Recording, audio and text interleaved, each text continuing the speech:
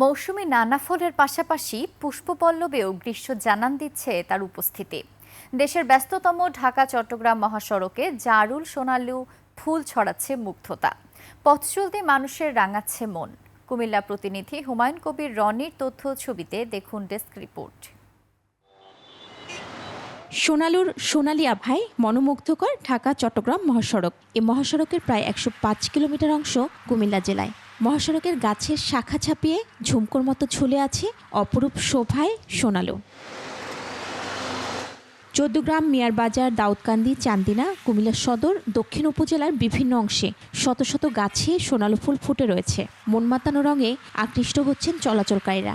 জীবন অবাক না করলে কে করবে? 28% মিল্ক ফ্যাটের অবাক করার সাথে ফ্রেশ মিল্ক পাউডার। জীবন অবাক করুক প্রতিদিন। আসা যাওয়ার পথে বাইকেও অনেক সময় দাঁড়ায় আমরা সেলফি নেই, ছবি উঠাই। চারদিকে থেকে দেখা যায় শুধু হলুদ আর হলুদ, বিভিন্ন রকম ফুল দিয়ে পুরো নান্দনিক সৌন্দর্য বর্ধনের জন্য ধন্যবাদ সরকারকে। সোনালুর এমন মনোমুগ্ধকর দৃশ্য যাত্রী ও চালকদের বিমোহিত করার পাশাপাশি ক্লান্তি নিমেষেই ভুলিয়ে দেয়।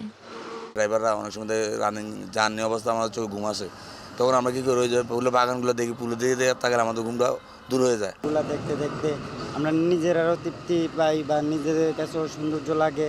মহাসড়কের সৌন্দর্য বর্ধন এবং রাতের বেলায় বিপরীত দিকের গাড়ির হেডলাইটের আলো যেন চালকের চোখে না পড়ে, এজন্য বিভাজকে বিভিন্ন ধরনের গাছের পাশাপাশি ফুল গাছ রোপণ করা হয়েছে। যে ফুলের গাছগুলো রয়েছে সেগুলো পরিচর্যা করা এবং পাশাপাশি আমরা নতুন করে আরো যে গাছগুলো লাগানো যায় সেগুলো নিয়ে পরিকল্পনা করছি।